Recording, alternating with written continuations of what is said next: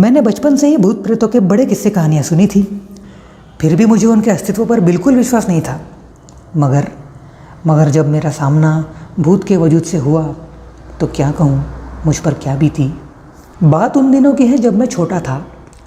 बड़े ही मज़े के आनंद भरे दिन थे वो। न किसी बात की चिंता न फिक्र, पूरा दिन खाना पीना और मौज मस्ती। ऐसी ही एक शाम को हम कुछ दोस्त आम के बाग में बैठे हंसी मजाक कर रहे थे। बातों ही बातों में हम सभी में बहस छिड़ गई। हम एक दूसरे को डरपोक साबित करने की कोशिश करने लगे।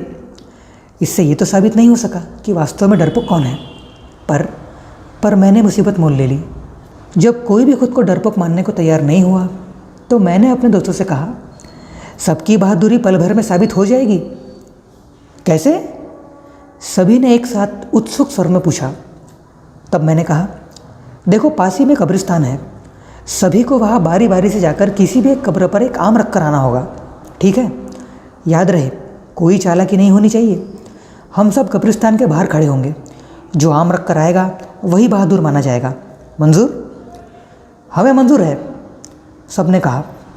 हम सभी ने एकमत होकर हाथ में आम लिए और गांव के बाहर बने कब्रिस्तान की तरफ चल दिए। हम सभी खुद को बहादुर दर्शा रहे थे, मगर मन ही मन सभी डरे हुए थे। आबादी से बाहर आते ही दूर दूर तक फैला रात का अंधेरा, उस पर वहाँ पसरा सन्नाटा और झिंगुरों की आवाज़ें दिल में खौफ पैदा कर रही थी। गांव से बाहर हम कुछ ही दूर चले होंगे कि हमें एहसास हुआ कि हम केवल 3 दोस्त ही रह गए थे। बाकी शायद एक एक कर डर के मारे भाग खड़े हुए थे। डर तो मैं भी रहा था, पर खुद को डरपोक कहलाना मुझे बिल्कुल मंजूर नहीं था। मेरे दूसरे दोस्तों की भी यही हालत थी। अभी हम कब्रिस्तान से बहुत दूर थे कि मैंने देखा कि एक चमकदार पीली सी रोशनी किसी गेंद की तरह उछल रही थी।